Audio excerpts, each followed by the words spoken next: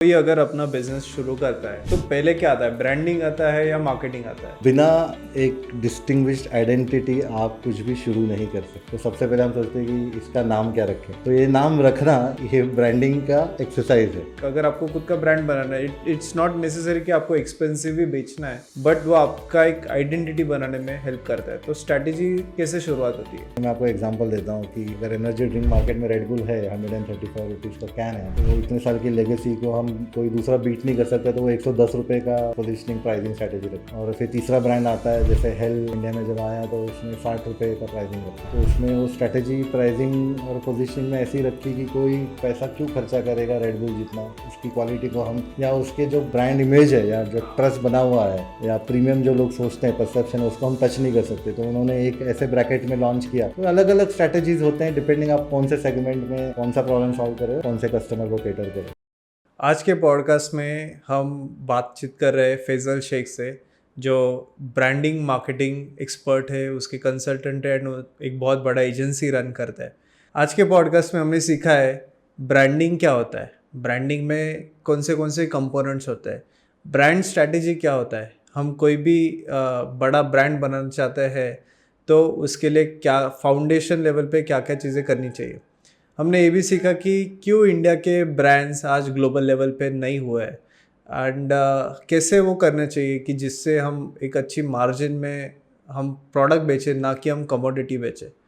हमने ये भी समझा है कि अगर आपको ब्रांडिंग का मार्केटिंग का एजेंसी रन करना है, उसमें बिज़नेस शुरू करना है, तो कैसे शुरू करें, क्या क्या स्किल सेट ज़रूरी है। तो आज का शो एंड तक देखिए, आपको बहुत इसमें क्लैरिटी आएगा। Thank you so much.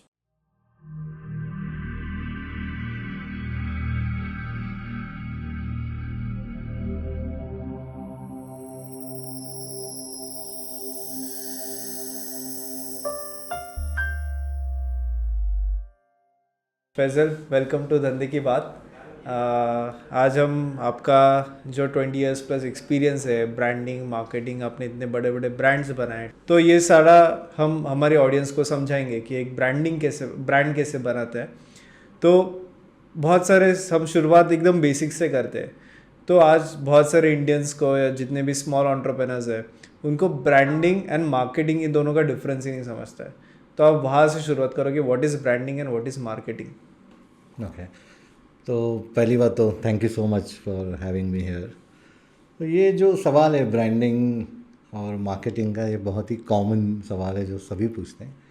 और एक सिंपल एग्जांपल से अगर मैं इसको समझाऊं, तो अगर आपने कोई पार्टी रखी है, मान लो आपने एक यॉट पे पार्टी रखी है, तो जो भी पार्टी रिलेटेड प्रिपरेशन है वो ब्रांडिंग है। इसका मतलब है आपने एक काउंटर लगाया है और उस काउंटर पे आपने किस टाइप का फूड का स्प्रेड है, तो जो भी पार्टी के अंदर होने वाला है जिससे वो पूरी पार्टी की रौनक बढ़ने वाली है, वो ब्रांडिंग है। और अगर आपने इनविटेशन भेजा किसी को और इनविटेशन में आपने कुछ मैसेजिंग लिखा है पार्टी को इनवाइट करने के लिए, वो जो एक्सरसाइज है मैसेजिंग का, वो मार्केटिंग है। तो अगर मैं थोड़ा सा टेक्निकल टर्म्स में अगर समझाने की कोशिश करूँ, तो ब्रांड की पर्सनालिटी या यूनिक आइडेंटिटी बनाने के लिए जो भी एक्सरसाइज हम करते हैं, जो विजुअल हो सकते हैं, सिंबल्स हो सकते हैं, कलर पैलेट हो सकते हैं, डिफ्रेंसिएशन हो सकता है, वो सारा ब्रांडिंग के अंडर आता है। और मार्केटिंग में जो है वो जब हम कोई प्रोडक्ट सर्विस या ऑर्गेनाइजेशन के बारे में कम्युनिकेट करते हैं आउटसाइड कस्टमर को, या तो आप सेल्स के लिए कम्युनिकेट कर रहे हो या ट्रस्ट बिल्डिंग के लिए कम्युनिकेट कर रहे हो, तो ये जो कम्युनिकेशन है जो अलग अलग मीडिया से हम कम्युनिकेट करते हैं, अगर मीडियाज़ का एग्जांपल है, हम टेलीविज़न है, रेडियो है, प्रिंट है, या अभी ऑनलाइन है, जितने भी सोशल मीडिया के प्लेटफॉर्म हैं, तो जब हम इस मीडिया पे मैसेजिंग जो राइड करते हैं, मैसेजिंग को लेके कम्युनिकेशन, वो मार्केटिंग है। अब हम अगर ऐसे सोचा जाए तो दोनों थोड़ा बहुत ओवरलैप भी करते हैं। कुछ लोग कहते हैं कि ब्रांडिंग मार्केटिंग का ही पार्ट है, तो बात तो सही है, बिकॉज मार्केटिंग में ब्रांड बिल्डिंग एक्सरसाइज भी आता है। लेकिन जो एग्जांपल मैंने पहले दिया कि जो प्रिपरेशन है एक ब्रांड की पर्सनालिटी या इमेजरी बनाने का, उसमें जो एक्सरसाइजेज हैं, जो फंक्शनली इमोशनली और सोशली जो ब्रांड की पर्सनालिटी को या इमेजरी को या परसेप्शन को बिल्ड करते हैं, जिससे ट्रस्ट बनता है, वो ब्रांडिंग एक्सरसाइज है। और मार्केटिंग है जब आप कम्युनिकेट करते हैं लोगों को अपने प्रोडक्ट सर्विसेज के बारे में, ऑफर्स के बारे में, प्राइसिंग के बारे में या अपनी कंपनी के बारे में, वो मार्केटिंग का एक्सरसाइज, ऐसा मैं उसको डिफरेंशिएट करूँगा। तो कोई अगर अपना बिजनेस शुरू करता है तो पहले क्या आता है, ब्रांडिंग आता है या मार्केटिंग आता है? देखो, बिना एक डिस्टिंग्विश्ड आइडेंटिटी आप कुछ भी शुरू नहीं कर सकते।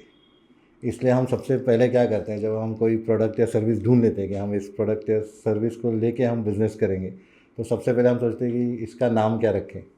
तो ये नाम रखना, ये ब्रांडिंग का एक्सरसाइज है।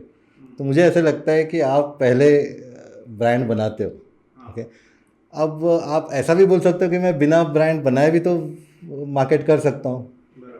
कर तो आप सकते हो कि पहले के ज़माने में शायद ब्रांड था ही नहीं, किसी की आइडिया थी ही नहीं, बिना नाम के भी लोग कुछ सामान बेचते होंगे, ओके। लेकिन जनरली हम इसलिए उसको कमोडिटी बोलते हैं, ओके, कि आपने कमोडिटी को बेचने की कोशिश की, तो आपने कमोडिटी को मार्केट करने का कोशिश किया। तो मुझे लगता है कि ब्रांडिंग पहले आता है, बिकॉज हम डिस्टिंग्विश आइडेंटिटी बनाने की कोशिश, इसलिए हम नाम देते हैं, इसलिए हम लोगो आइडेंटिटी बनाते हैं या कोई सिंबल्स हम लोग रखते हैं, ताकि हम अपने प्रोडक्ट सर्विस को एक डिस्टिंक्ट आइडेंटिटी बना सके, ताकि लोग हमारे ब्रांड को पहचान सके, याद रख सके, एक प्रेफरेंस सेट में जाए, लॉयल्टी बने, ट्रस्ट बने। तो मुझे लगता है कि ब्रांडिंग ही पहला सीड है जिससे हम शुरुआत करते हैं। सो मतलब बहुत सारे लोगों को मैंने देखा है कि यार ये ब्रांडेड चीज़ हो गई, या मतलब मैंने ये चीज़, मतलब अभी मैंने सपोज़ आपने जैसे कमोडिटी बोला, तो मैंने एक आटा ख़रीदा जो मैंने रेगुलर गेहूं का बना के आटा बनाया और एक पैकेज करके बनाया। तो लोगों को लगता है कि ब्रांडेड मतलब एक हमेशा ऐसा अलग परसेप्शन लगता है कि यार कुछ प्रीमियम चीज़ खरीद रहे हैं, महंगा चीज़ खरीद रहे हैं। बट मुझे ऐसा लगता है कि वो एक आइडेंटिटी दे रहा है, वो आपके स्ट्रैटेजी में फंडामेंटल होना ही चाहिए। तो मुझे ये बताइए कि लाइक स्ट्रैटेजी क्या होनी चाहिए एक, अगर आपको खुद का ब्रांड बनाना है। इट्स नॉट नेसेसरी कि आपको एक्सपेंसिव ही बेचना है, बट वो आपका एक आइडेंटिटी बनाने में हेल्प करता है। तो स्ट्रैटेजी कैसे शुरुआत होती है? तो सबसे पहले जब हम कोई भी प्रोडक्ट सर्विस को ट्रेड करने के बारे में जब भी हम सोचते हैं, तो हम सबसे पहले क्या देखते हैं कि इसकी ज़रूरत है क्या, जिसको हम मार्केटिंग टर्म्स में बोलते हैं कि आप वाइट स्पेस आइडेंटिफाई कर रहे हो या मार्केट में कोई गैप आइडेंटिफाई कर रहे हो। एग्जांपल के तौर पे अगर हम उबर का एग्जांपल दें, तो उबर ने क्या किया, उन्होंने देखा कि टैक्सी मार्केट अनऑर्गेनाइज्ड है, हम उसको ऑर्गेनाइज करते हैं। फॉर एग्जांपल, अगर किसी ने टैक्सी बुक करने के बारे में एडवांस में नहीं सोचा है, अचानक से सोचा है, और उसको एक क्लिक पे अगर टैक्सी मिल जाती है, तो उसने ये सर्विस सोची क्योंकि गैप था, किसी ने भी ये पहले नहीं किया था। आपको सड़क पे जाना है, स्टॉप पे जाना है, हाथ दिखाना है, सीटी बजानी है, तब जाके कैब रुकता करती थी। लेकिन अब उन्होंने वो गैप देखा, तो उसको कैसे फिल किया, तो उन्होंने एप्लीकेशन बनाया, टेक्नोलॉजी को लाया, एक क्लिक पे कैब आ जाता है। तो वो नीड जो थी, वो नीड को इन्होंने सेटिस्फाई किया। तो ये पहली बात है। दूसरी बात, कभी कभी होता है कि एग्जिस्टिंग प्रॉब्लम के बहुत सारे सोल्यूशन होते हैं मार्केट में, लेकिन हम अलग तरीके से वो प्रॉब्लम को सॉल्व करते हैं। ओके, एक पर्टिकुलर प्रॉब्लम में बहुत सारे अलग अलग कंपनी अपना सोल्यूशन देंगे, पर हम अलग तरीके से देंगे। फिर उसमें ये बात आ जाती कि अच्छा, वही सर्विस हमको प्रीमियम तरीके से मिल रही है क्या, बेटर कस्टमर एक्सपीरियंस है क्या, बेटर प्रोडक्ट क्वालिटी है क्या। तो जो आपका सवाल है कि स्ट्रैटेजी क्या होनी चाहिए, वो एक तो पहले कौन सा प्रॉब्लम आप सॉल्व करो, किसके लिए करो, आपका ऑडियंस किस टाइप का है।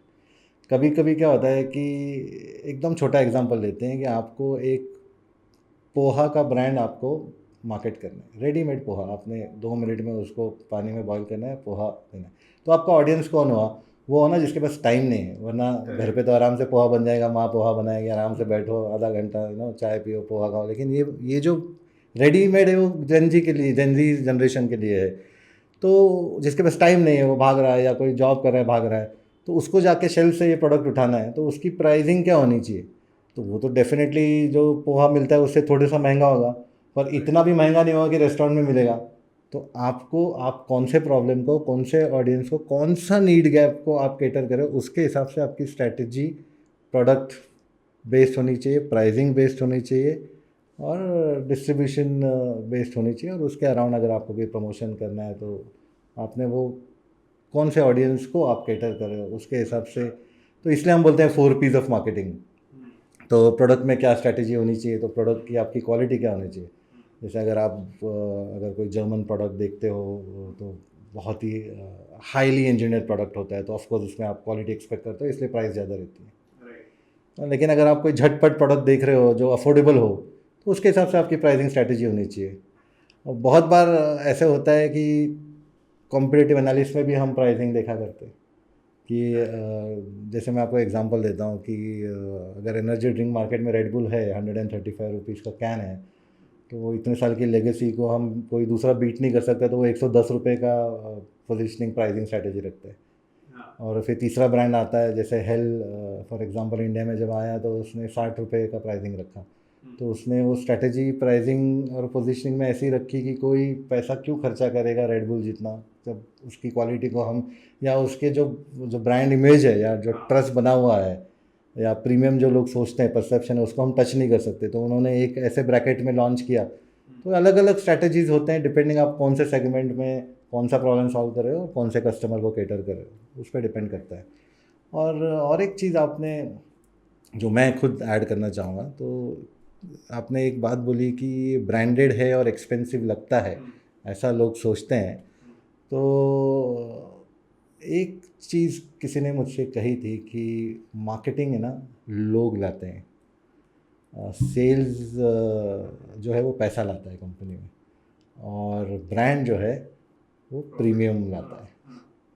ओके, तो बात तो सही है। और प्रीमियम हम क्यों पे करते हैं, क्योंकि हम उस ब्रांड को इस तरीके से बनाते हैं कि वो हमारे एक खुद के वैल्यू सिस्टम के जैसा होता है। जो हमारी सोच होती है, बिलीव होती है कि मैं इस टाइप का प्रोडक्ट या इस टाइप की क्वालिटी या इस टाइप की प्रॉमिस में बिलीव करता हूँ, वही जब कंपनी दे रही होती है तो एक रेजोनेंस उससे क्रिएट होता है। तो जब रेजोनेंस होता है तो प्रेफरेंस सेट में ब्रांड आता है। जब प्रेफरेंस सेट में आता है तो आप लॉयल्टी बोल सकते हो, तो लॉयल्टी देखते हो तो ट्राइब आता है, ट्राइब है तो कम्युनिटी है। फिर उसमें वो वाली बातें आ जाती है कि क्या हमारा ब्रांड टॉप ऑफ माइंड है क्या। तो टॉप ऑफ माइंड का यही मतलब है, अगर मैं आपसे पूछूँ कि कौन सा टूथपेस्ट, तो आप तुरंत बोलोगे कोलगेट, वो टॉप ऑफ माइंड है। फिर उसके बाद मैं बोलूँगा अच्छा टॉप ऑफ माइंड के आगे है ब्रांड सेलियंस। तो ब्रांड सेलियंस कैसे बन रहा है, क्योंकि आपके पास 5 प्रोडक्ट का चॉइस है, लेकिन उन पाँचों में से हर बार आप कोलगेट ही चूज़ करोगे, वो सेलियंस है। और ये सब कैसे आया, ये ब्रांड ने जो एक्सरसाइज किया, जो ट्रस्ट आपका गेन किया, अलग अलग एक्सरसाइज करके या एलिमेंट्स से बिल्ड किया ब्रांड, उसको आप प्रीमियम समझ रहे हो या कस्टमर प्रीमियम समझ रहा है।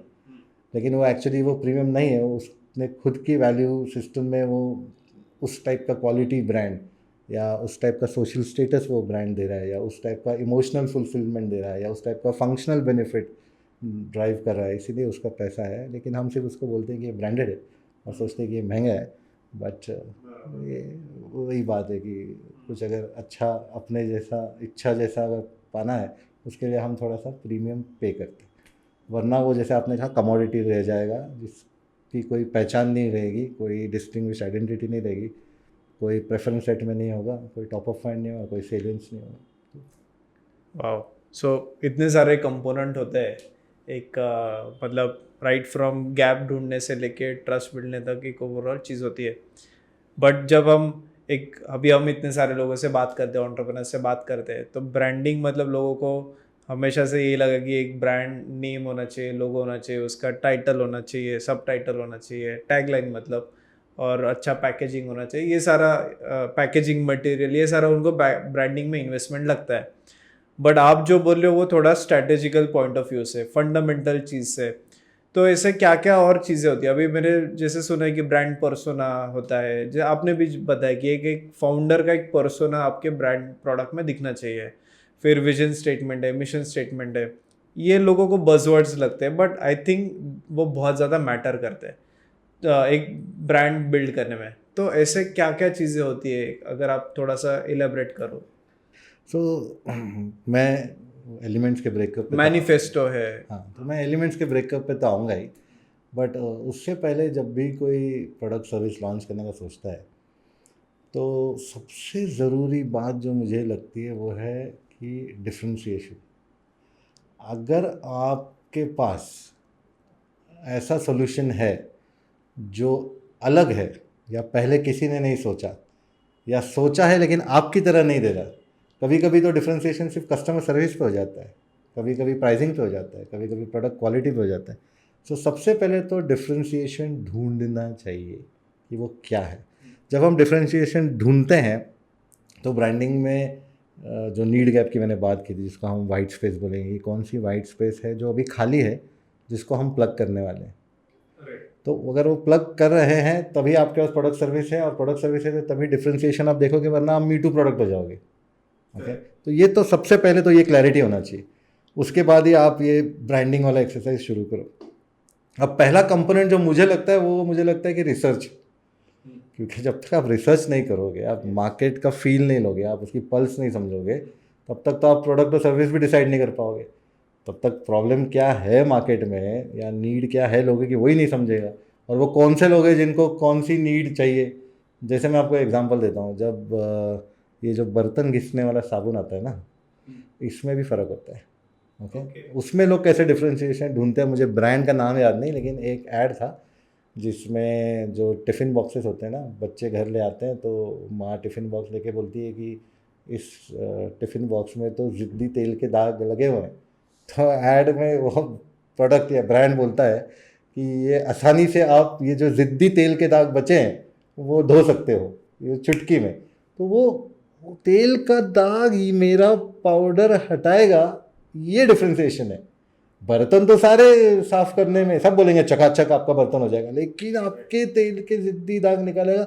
ये क्लैरिटी और ये डिफ्रेंसिएशन अगर आपके प्रोडक्ट में है तो ये रिसर्च और समझ से आता है कि प्रॉब्लम क्या होता है। मदर्स को जनरली टिफ़िन बॉक्सेस को लेके देखो कितना डीप अंडरस्टैंडिंग है। तो सबसे पहले तो मार्केट अंडरस्टैंडिंग आ गया। मार्केट अंडरस्टैंडिंग आना है, आपको समझ गया कि क्या डिफ्रेंसिएशन। अब आपको बिल्ड करना है। ओके, तो जब आपको बिल्ड करना है ना, तो बिल्ड करने में बहुत सारे एलिमेंट्स होते हैं ब्रांड बनाने में। जैसे यूनिलीवर का एक ब्रांड की मॉडल है, वो मॉडल के हिसाब से चलोगे तो आप अलग तरीके से ब्रांड बनाओगे। कुछ लोग सबसे पहले ब्रांड डीएनए की बात करते हैं या कोर की बात करते हैं, जिसमें आपने जैसे कहा कि क्या हमने सबसे पहले पर्पस लिखना चाहिए। तो पर्पस में आ जाता है, लोग उसको थोड़ा फैंसी तरीके से बोले तो बोलते हैं कि आप जो बिज़नेस करें उसको पैसे कमाने के अलावा आपका बिज़नेस या प्रोडक्ट या सर्विस क्या प्रॉब्लम सॉल्व करेगा, वही आपका पर्पस है। तो बिना मनी या पैसा कमाने के अलावा क्या आप प्रॉब्लम सॉल्व कर रहे हो रियल टाइम, वो बताओ, वो पर्पस हो गया। पर्पस होने के लोग बोलते हैं अच्छा अब हम ऐसा करते हैं, हम रोज़ बिस्तर से उठने के बाद इस बिज़नेस को लेके क्या करेंगे, वो हम मिशन स्टेटमेंट में डालते हैं। राइट, ठीक है, कि हम रोज़ कौन सा प्रॉब्लम सॉल्व कर रहे हैं, वो मिशन में आ जाएगा एवरी डे। और लोगों को बड़ा कन्फ्यूजन रहता है मिशन और विजन में। तो बहुत सिंपल सी बात है, मिशन वो चीज़ है जो रोज़ उठ के आदमी बिजनेस में करता है, वो मिशन है।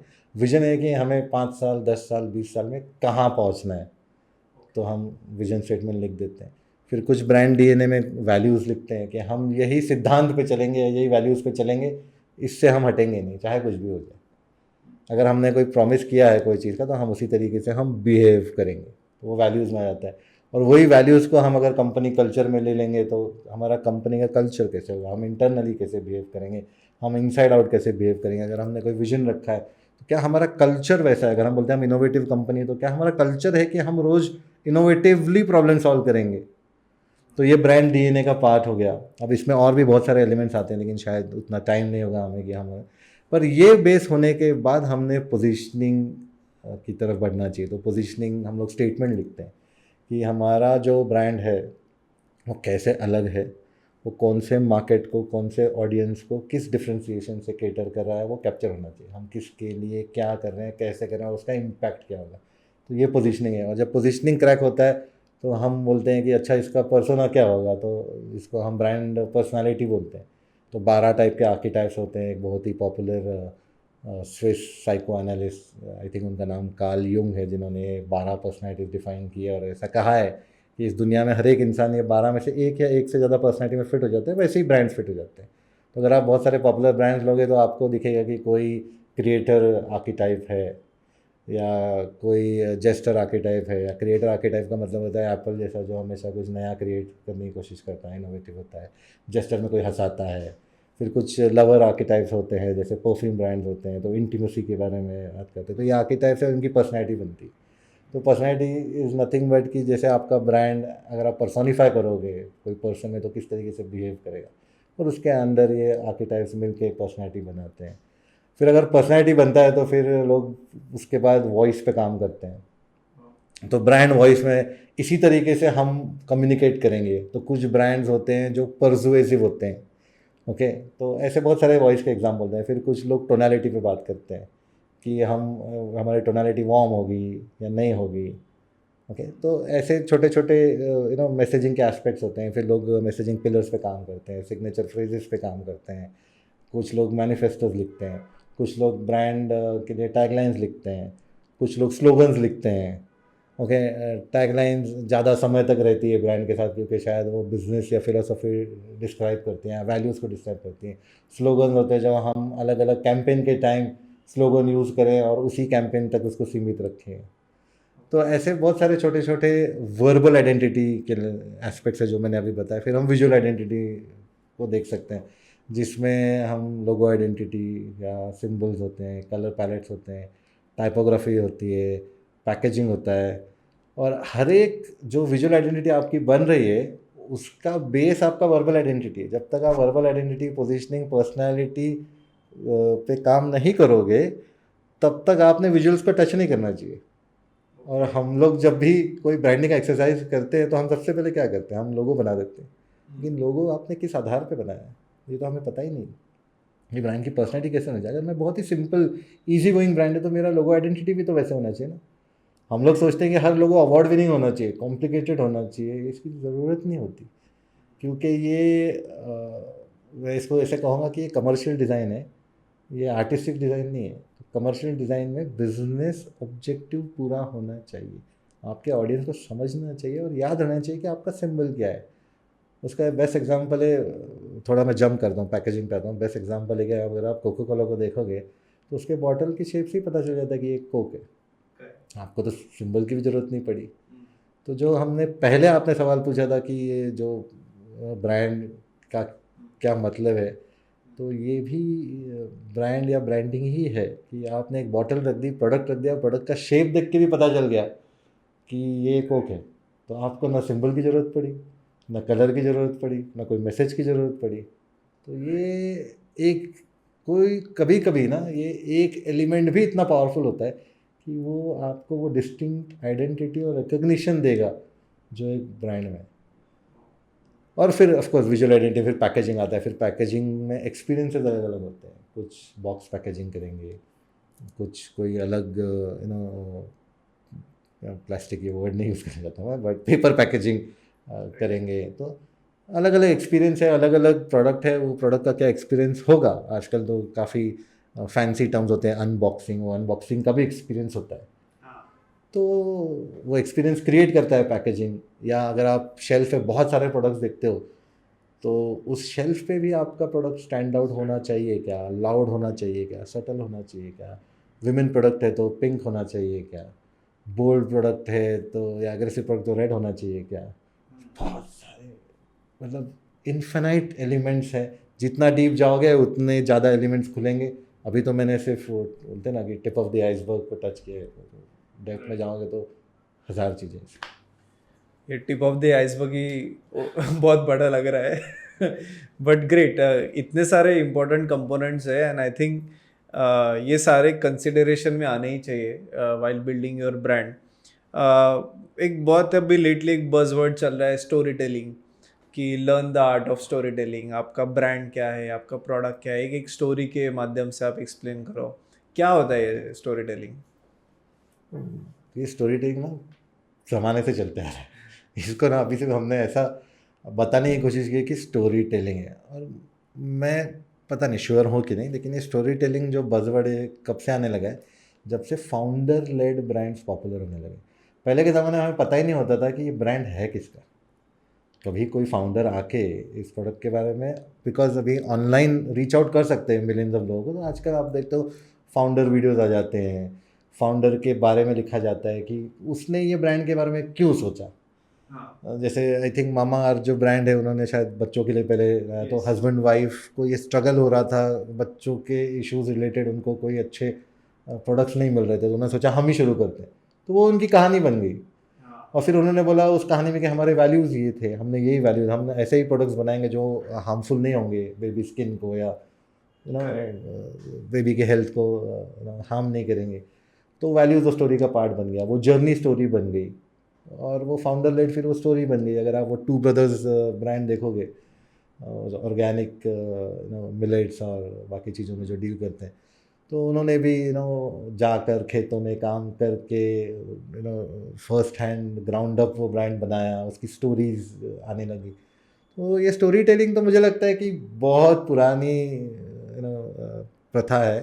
अब मुझे याद नहीं आ रहा कि पुराने ज़माने में स्टोरी टेलिंग कैसे होती था। अब रामायण महाभारत तो स्टोरी टेलिंग ही है ना। तो हम तो स्टोरीज या वो बचपन में माँ कहानी सुनाती थी या पापा कहानी सुनाते थे, तब से चलते आ रहा है।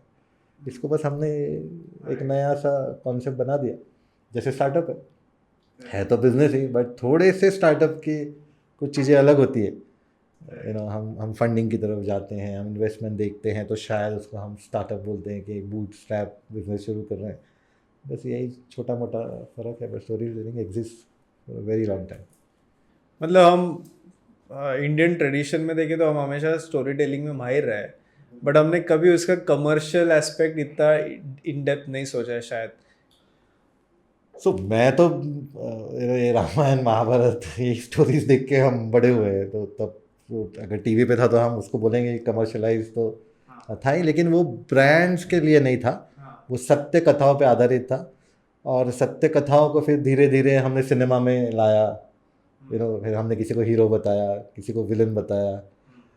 तो मैंने वो building a story brand Donald Miller का किताब पढ़ा है, जिसमें वो यही बताता है कि जो कस्टमर होता है वो आपकी स्टोरी का हीरो है, ओके, और जो प्रॉब्लम है उसको वो आपकी स्टोरी का विलन है, और आप जो हो आप वो गाइड हो जो हीरो को उस प्रॉब्लम से बचाओगे या बाहर निकालोगे। ये हो गई स्टोरी टेलिंग। तो हम बोलते हैं कि जब हम ब्रांड की मैसेजिंग पे काम करते हैं तो हम ये सोचते हैं कि हम वो मैसेज बोले कि जो कस्टमर को फ़ायदा हो रहा है। जैसे अगर आप रियल एस्टेट देखोगे ना आजकल, तो पहले ना रियल एस्टेट में ना आपके पास क्या है उसके बारे में बात होती थी, ओके, कि आप इतना बड़ा फ्लैट, इतना स्क्वायर फीट, ये सारी बातें होती थी, एस्पेक्ट्स के बारे में उस फ्लैट के या घर के। या अब देखो कैसे बोलते हैं कि आपका बुढ़ापा इतना सुंदर तरीके से बीतेगा क्योंकि आप एक तालाब के किनारे एक बेंच पे अपने पार्टनर के साथ बैठे होंगे, ठंडी हवा चल रही होगी, चिड़ियों की चहक आपको सुनाई दे रही होगी। तो ये कस्टमर को क्या चाहिए ना, उस तरफ ये मैसेजिंग शिफ्ट हुआ है। यही सारे छोटे छोटे एस्पेक्ट है, यही स्टोरी टेलिंग है। और लाइक यू राइटली सेड, ये हम तो स्टोरी टेलिंग में ज़माने से माहिर हैं। मतलब मुझे नहीं लगता कि हमारी जो माइथोलॉजी स्टोरीज़ है या जो हिस्ट्री की स्टोरीज़ है उससे बेटर स्टोरीज़ तो शायद है ही नहीं। और क्या इनोवेशन है उसमें, और क्या थॉट प्रोसेस है। अगर एक एक कहानी आप जोड़ोगे कि जब तक जामवंत हनुमान को ये नहीं बताते कि तुम्हारी पावर क्या है, जब तक हनुमान जी रियलाइज़ नहीं करते तब तक वो सीता माता को बचाने के लिए उड़ान ही नहीं ले सकते। ये सब थॉट और जो कनेक्ट था कि किसी ने बहुत सालों पहले बोला था, श्राप दिया था क्योंकि हनुमान जी थोड़े नटखट थे, ये सारी स्टोरीज ब्यूटीफुली क्राफ्टेड है। यही स्टोरी टेलिंग है आज की तारीख में। एक अगला सवाल है कि हम मतलब जो प्रीमियम ब्रांड्स है, लग्जरी ब्रांड्स है, आज तक मुझे ऐसे याद नहीं कि जो इंडिया से इमर्ज हुए ग्लोबल बन चुके हैं। अभी जैसे वॉच के ब्रांड्स है, स्विस के रोलेक्स हो गई या AP हो गया, जेकब एंड को हो गया, बहुत सारे जो मतलब वॉच तो वो भले ही 10,000 का ही होगी मटेरियल उनका कॉस्ट, बट वो वही 10,000 की वॉच वो 10 लाख में बेच पाता है। कपड़े के रिलेटेड ब्रांड्स हो गए, हर्मीज जैसे बैग्स हो गए कि जो चाइना में शायद 50,000 में बनती होगी, बट वही वो बैग वो शायद 5 लाख या 50 लाख में बेच पाते हैं।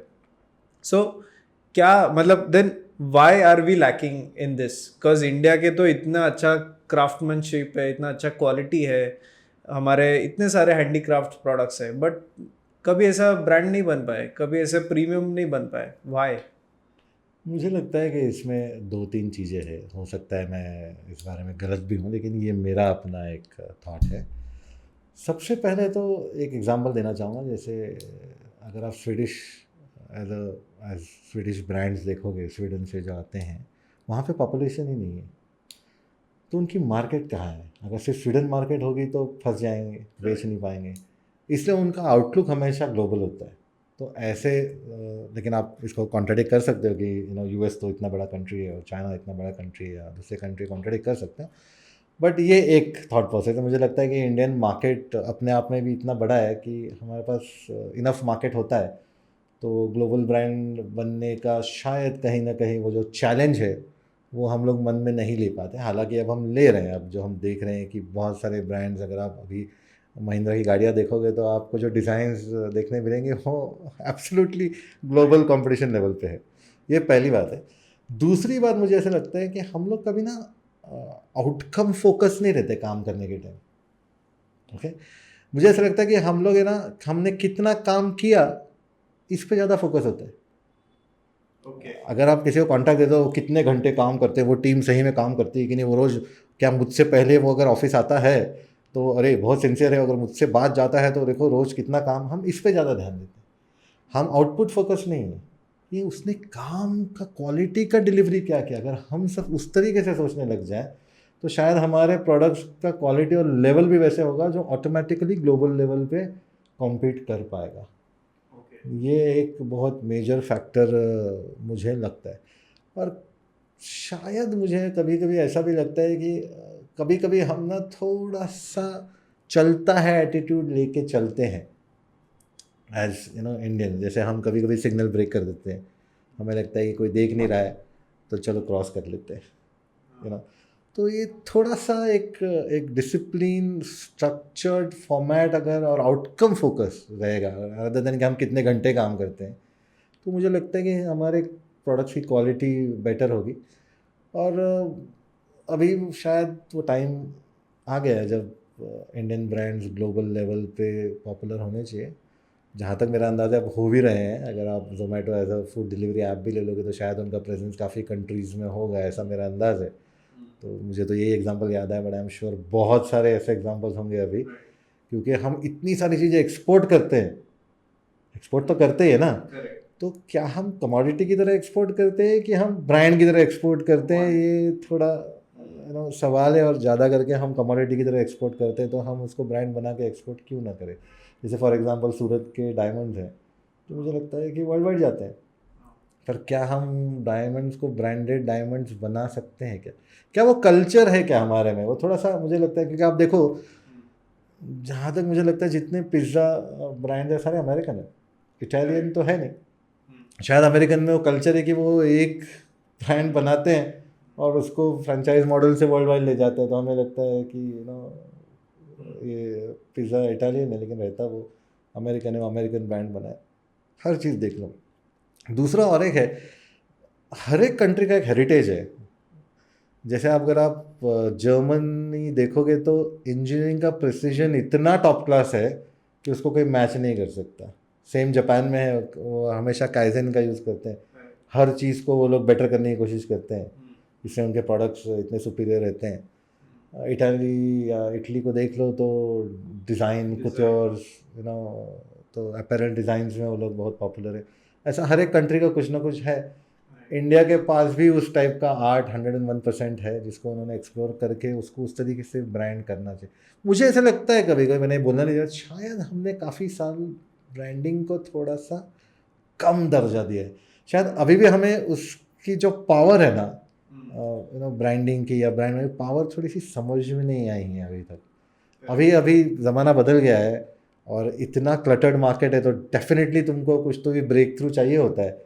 इसलिए हम डिफ्रेंसिएशन देखने लगते हैं, हम इम्पोर्टेंस देने लगते हैं, और हमें सबको इतनी क्लटर्ड मार्केट में प्राइस वॉर में प्रीमियम चार्ज करने की ज़रूरत पड़ती है। और मी टू ब्रांड नहीं बनना है, तो अभी वो रियलाइज़ होगा। और आई एम 100% श्योर कि आज नहीं तो कल हम ग्लोबल लेवल पे हमारे ब्रांड्स होंगे। राइट।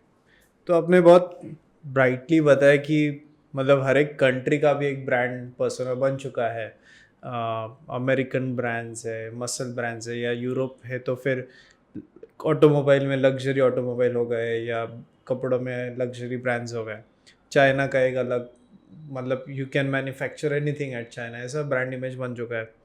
तो अभी अगर कोई एंटरप्रेन्योर है जो इंडिया से शुरू करना चाहता है, बिजनेस बड़ा करना चाहता है, तो मतलब अभी आई एम नॉट श्योर कि ग्लोबली इंडिया का क्या परसेप्शन है। मतलब मैं अभी जितना बाहर रहा हूँ, तो हमेशा से इंडिया का, जो बाहर के लोग इंडिया के बारे में सोचते हैं कि टेक्नोलॉजी अडॉप्शन बहुत फास्ट है, एकदम फास्ट। कोई भी टेक्नोलॉजी बनना है तो इंडियन सीईओज है इंडिया के, मतलब वहाँ के भी, गूगल का भी सीईओ इंडिया है, तो शार्प माइंड है, बहुत अच्छे ब्रिलियंट पीपल हमारे इंडिया में है। तो एक मतलब डू यू थिंक कि अगर कोई प्रोडक्ट बनाना चाहता है, सर्विस बेचना चाहता है, तो एक इंडिया का इमेज उसको कहीं तो भी will it help it uplift it, और will it create a trouble for it कि if he wants to sell a luxury thing as a brand, what do you think? And अगर if it's creating an issue, तो फिर as an individual brand what they can do additional to वो image में वो ना बैठे ऐसा। So quality perception काफ़ी समय से इंडिया का एक तरीके से शायद बना हुआ था, लेकिन अभी अगर आप देखोगे तो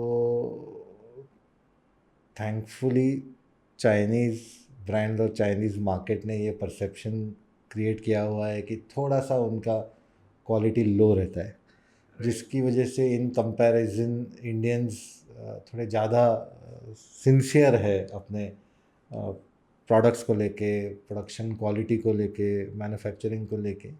हालांकि हम वो चाइना जैसा स्केल अभी तक रीच नहीं कर पाए, बिकॉज शायद पॉलिसीज़ में फ़र्क है दोनों कंट्रीज़ के। बट ये जो परसेप्शन है क्वालिटी का, ये काफ़ी समय से चलते आया है कि मे बी इंडियन क्वालिटी उतनी ग्रेट नहीं है, बट हमने ऐसे कोई ब्रांड बनाए नहीं थे जो वो ट्रस्ट बिल्ड कर पाते। मतलब अगर आप ब्रिटिश पीरियड भी देखोगे तो यहाँ से जो कपड़ा वहाँ जाता था तो वहाँ का ही ब्रांड दोबारा लौट के यहाँ आता था, तो रॉ मटेरियल तो हमारा ही था, जिसको हम मांदर पाट बोलते हैं, जो शायद मैनचेस्टर का मांदर पाट था, आई एम नॉट श्योर। तो ब्रांड वहाँ से बन के आया, लेकिन देखो कपड़ा तो हमने ही बनाया, तो हमेशा से वो था। तो मुझे वो लगता है कि थोड़ा सा एक ऑर्गेनाइज तरीके से अगर हम ग्लोबल लेवल पे एक परसेप्शन बिल्ड करें कि हमारे प्रोडक्ट्स इन कंपैरिजन क्वालिटी बहुत ही क्या बोलते हैं एट पार होती है बाकियों से, तो मुझे लगता है कि धीरे धीरे ये परसेप्शन चेंज होगा, ओवरनाइट नहीं होने वाला, क्योंकि हर एक कंट्री का एक हेरिटेज होता है क्वालिटी को लेके, डिज़ाइन को लेके, या कोई और चीज़ों को लेके जो इंडिया का होगा। बट तुमने एक बात बहुत इंपॉर्टेंट बोली कि टेक्नोलॉजी वाइज इंडिया बहुत ही जाना जाता है अभी वर्ल्ड में। जब मैं भी ट्रैवल करता हूँ, जैसे आपने कहा कि काफ़ी एडवांस है, मुझे नहीं लगता यूपीआई इंडिया को छोड़ के और कोई कंट्रीज़ में है। इतनी dynamic fast changing technology environment शायद ही वर्ल्ड में कहीं है। तो अगर हम टेक्नोलॉजी में वो क्वालिटी ला सकते हैं तो हम मैन्युफैक्चरिंग में बाकी चीज़ों में क्यों नहीं ला सकते? It's just a matter of time. और जब हमने महिंद्रा के डिज़ाइंस की बात की, या अभी जो टाटा की नई गाड़ियाँ आ रही है, आप जो भी देख लो, आप ऑटोमोबाइल सेक्टर देख लो या कोई भी दूसरा सेक्टर देख लो, तो अब हम वो क्वालिटी देख पा रहे हैं। क्या कभी हमने सोचा था कि हम एक SUV 30 lakhs का महिंद्रा से खरीदेंगे और वो हमारा स्टेटस सिंबल भी बनेगा? ये पहले नहीं था पॉसिबल, अब ये पॉसिबल हो रहा है। तो ये परसेप्शन चेंज होगा, but it might take a little longer. But if it's a combination of technology somewhere, तो आई थिंक तुमको एंट्री फास्टर मिलेगा ग्लोबल मार्केट्स में, ऐसा मुझे लगता है।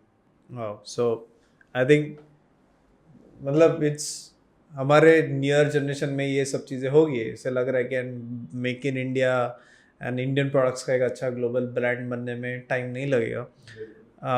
थोड़ा सा एक शिफ्ट करते हैं हम towards branding marketing as a services, as a business opportunity क्या है।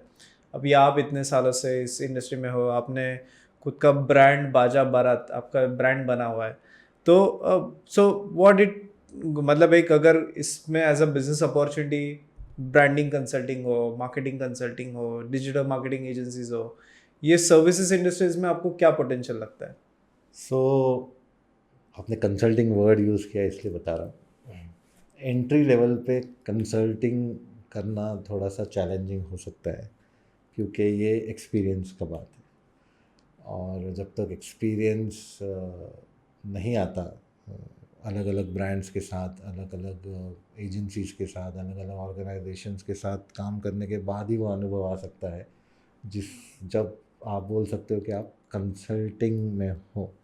लेकिन आपने जो कहा कि मार्केटिंग एजेंसी या ब्रांडिंग एजेंसी, तो उसमें अलग अलग फैसेट्स हैं। जैसे आप अगर डिज़ाइन में अच्छे हो तो डिज़ाइन एज अ सर्विस लेके आप आगे बढ़ सकते हो। अभी मार्केटिंग में ऐसी सर्विसेज आ गई हैं जो जिसको हम सोशल मीडिया मार्केटिंग बोलेंगे या परफॉर्मेंस मार्केटिंग बोलेंगे, जिसमें हम ऑनलाइन एड्स रन करते हैं, या कोई ऑटोमेशन सर्विसेज बोलेंगे उसके अराउंड। तो अलग अलग फैसेट्स अगर आप किसी में स्किलफुल हो तो आप डेफिनेटली वो नीश को लेकर अगर आप काम करोगे तो मुझे लगता है कि बेटर होगा। या तो वो फोर फ्रंट पे होना चाहिए और बाकी अलाइड सर्विसेज आप लेके चल सकते हो। लेकिन अभी चैलेंज ये है कि ये जो एआई का जो अभी ट्रांसफॉर्मेशन हो रहा है, इसमें आप देखोगे कि बहुत सारी कंपनीज एआई की हेल्प लेकर बहुत सारी चीज़ें जनरेट करने वाले हैं। तो आपको सिर्फ जो फंडामेंटल स्किल्स हैं आपके, डिज़ाइन होके नहीं चलेगा। ओके, आपको वो एआई के साथ मिलकर आप क्या क्रिएट कर सकते हो और कितने फास्ट आप अपने आप को अडेप्ट कर सकते हो with changing AI trends and technology, ये बहुत ज़रूरी हो गया है।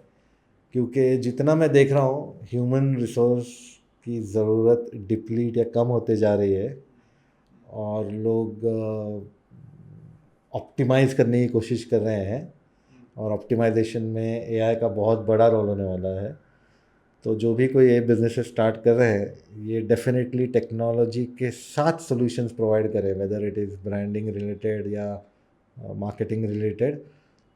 ये बहुत ज़रूरी है। और दूसरा, ये हमेशा फोकस रखना चाहिए कि क्लाइंट को क्या बेनिफिट होने वाला है। It's not about what services you are providing.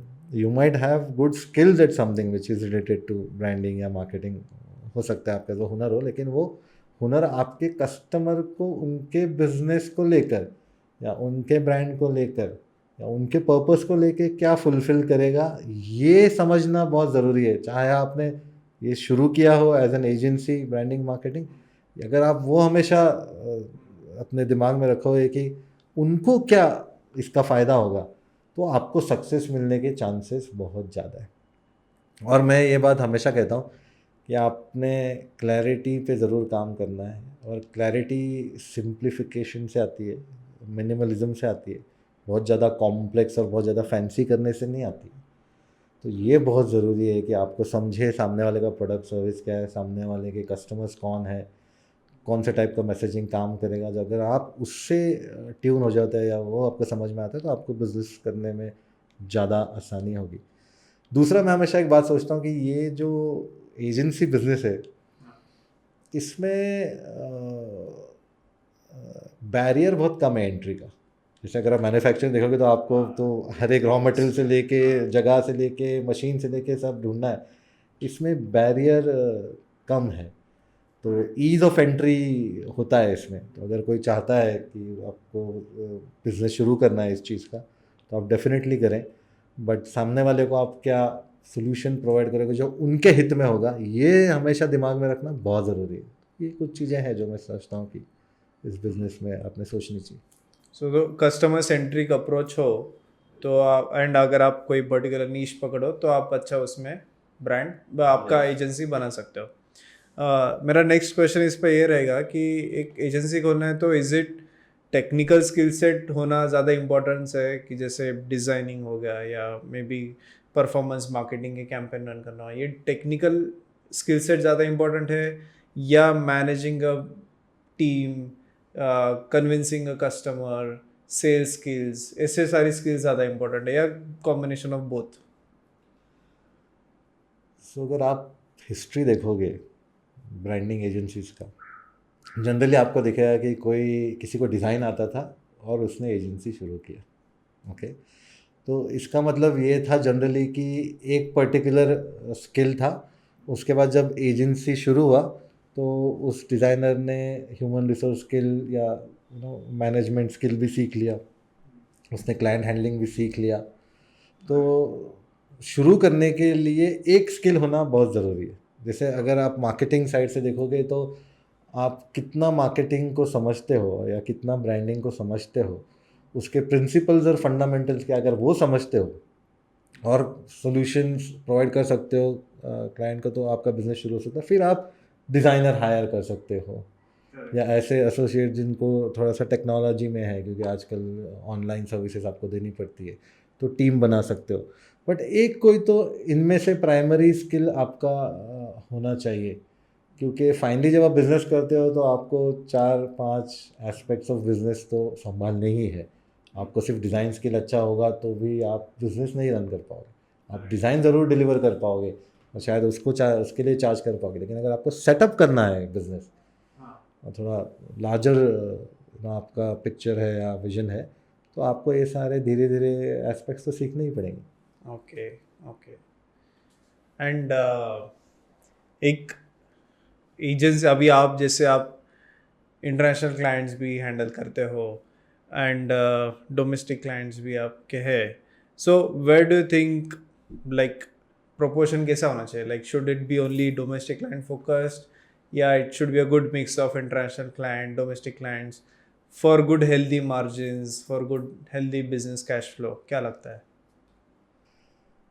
मुझे काफ़ी अलग सा एक्सपीरियंस रहा है। तो जब मेरी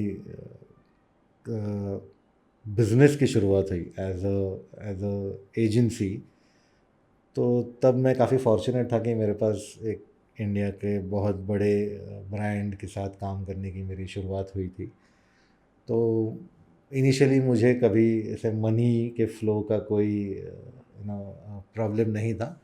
बट इवेंचुअली एजेंसी में चैलेंज होता है कि आप ये क्लाइंट का डिस्ट्रीब्यूशन कैसे देखोगे, बिकॉज़ बहुत सारी एजेंसी आप देखोगे तो एंकर ब्रांड्स होते हैं और गॉड फॉरबिड ये एंकर ब्रांड अगर आपके साथ 5 साल 6 साल के बाद चले जाते हैं, तो फिर जो आपका पूरा सेटअप होता है और जो लाइफलाइन बोलोगे आपको, जो मनी फ्लो होता है वो अचानक से चला जाता है। उसके लिए आपको 3 4 5 बड़े क्लाइंट्स देखना बहुत ज़रूरी है, जो आपको रेगुलर बेसिस पे वैसा मनी फ्लो आपको अश्योर करें।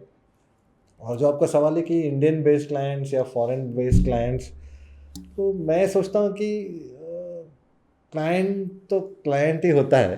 अब अगर आप ऐसा पूछोगे कि मनी कन्वर्जन के हिसाब से आपको बेटर मार्जिन्स मिलते होंगे क्या, तो हो सकता है कि उनके लिए वो आपकी जो फ़ीस है वो अफोर्ड करना थोड़ा इजी हो जाता है, तो वहाँ पे वो ट्रांजैक्शन में इतनी दिक्कत नहीं आएगी कन्विंस करने वो क्लाइंट को। लेकिन जब आप कोई अब्रॉड का क्लाइंट लेते हो तो आपको वो मार्केट भी तो कैटर करना है, उस मार्केट की नीड को भी समझना है, उस क्लाइंट को क्या उसका पर्पस है उनके बिज़नेस का वो समझना है। तो उसकी अपसाइड भी है, डाउनसाइड भी है, या डाउनसाइड नहीं बोलूँगा, चैलेंज भी है ऐसा मैं बोलूँगा। बट आपका कि क्या मिक्स होना चाहिए, मुझे लगता है कि मिक्स से ज़्यादा ज़रूरी ये है कि आप कि कौन से टाइप के क्लाइंट्स हैं आपके पास। कुछ क्लाइंट्स पैसा देते हैं, ओके, उसके लिए आप उनके साथ जुड़े रहते हो कि हैंडसम पैसा देते हैं बट आपसे बहुत काम करा लेते हैं, उनकी डिमांड वैसे होती है, करा लेते हैं मतलब डिमांड वैसे, तो वैसा क्लाइंट होता है। एक होता है जो आपको रिकग्निशन दे, वहाँ पे आप ज़्यादा पैसा नहीं कमा रहे हो लेकिन आपको रिकग्निशन मिल रहा है, तो आप वो रिकग्निशन को लेवरेज कर सकते हो, बता सकते हो कि हम इनके साथ जुड़े हैं। तो ऐसे अलग अलग एस्पेक्ट्स है, आपको एक राइट मिक्स और राइट बैलेंस इन सब चीज़ों का होना चाहिए as an agency. Okay okay, great. एक लास्ट क्वेश्चन, जैसे अभी आपने बताया कि एआई का ट्रेंड आ रहा है and lot of things AI कर रहा है, बट अभी भी ऐसा स्टेज नहीं है कि जहाँ पे एआई सब कुछ करेगा, हमेशा ह्यूमन इंटरवेंशन लगेगा ही। तो with the mix of AI आपको क्या लगता है कि सर्विस इंडस्ट्रीज में, नॉट जस्ट इन और may be in branding marketing और दिस एरिया, क्या नए टाइप की एजेंसीज लगेगी, क्या नए टाइप के सर्विसेज की रिक्वायरमेंट आएगी? सो रिक्वायरमेंट कस्टमर साइड या क्लाइंट साइड जो रिक्वायरमेंट है वो तो मोर और लेस मुझे लगता है कि वैसे ही होगी, अनलेस जो अलग अलग अभी मीडिया के प्लेटफॉर्म ला रहे हैं तो उनमें जो रिक्वायरमेंट होती है तो वो अलग अलग होती है, क्योंकि हर एक प्लेटफॉर्म पे अलग टाइप का मीडिया जा रहा है। जैसे अगर आप इंस्टाग्राम को देखोगे तो वो बहुत ही ज़्यादा ऑडियो विजुअल मीडिया है, अगर आप लिंक्डइन पे जाओगे तो वो बहुत ज़्यादा थॉट लीडरशिप मीडिया है, लेकिन वो आर्टिकल्स भी हैं वहाँ पे, वीडियोस भी चलते हैं आजकल, इमेज बेस्ड भी है। तो अलग अलग मीडियम्स की अलग अलग रिक्वायरमेंट है। मुझे ऐसा लगता है कि ये और डायनामिक होने वाला है और एंगेजिंग होने वाला है। आजकल मैं देखता हूँ तो 3D इफ़ेक्ट वाले वीडियोस आ जाते हैं, कभी कभी आप देखते हो तो फ़ोन में से हाथ निकल के आ रहा है, ऐसे एक फीलिंग आती है। तो ग्रैबिंग अटेंशन ये मुझे लगता है कि बहुत इम्पॉर्टेंट होने वाला है इन सब चीज़ों में, क्योंकि इतना नॉइज़ है, आप अटेंशन मतलब कैसे पाओगे? आपको तो ऐसी हरकतें करनी पड़ेगी, मैं हरकतें बोल रहा हूँ, बट ऐसी चीज़ें करनी पड़ेगी जिससे एटलीस्ट आप नोटिसेबल तो रहोगे। तो बहुत ही इनोवेटिव प्लेटफॉर्म्स आने वाले हैं, मीडियाज़ आने वाले हैं, ऐसा बहुत कुछ होने वाला है, ऐसा मुझे लगता है। तो मैं तो बहुत मतलब मैं आप ऐसा बोल सकते हैं कि थोड़ा ओल्ड स्कूल से हम आए हुए हैं और हम अभी अपने आप को इसमें मीडिया मतलब जो इनोवेशन हो रहा है या को लेकर उसके साथ चलने की कोशिश कर रहे हैं। We are not the younger generation जो फट से पिक कर लेता है। तो मुझे लगता है कि डिमांड जो है वो थोड़ी सी बदल जाएगी of course in terms of the requirement, लेकिन मुझे ऐसा ज़रूर लगता है कि मशीन का कहीं न कहीं जाके एक लिमिट तो होगा ही। आज मुझे नहीं पता, बहुत सारे लोग बोलते हैं कि शायद आपको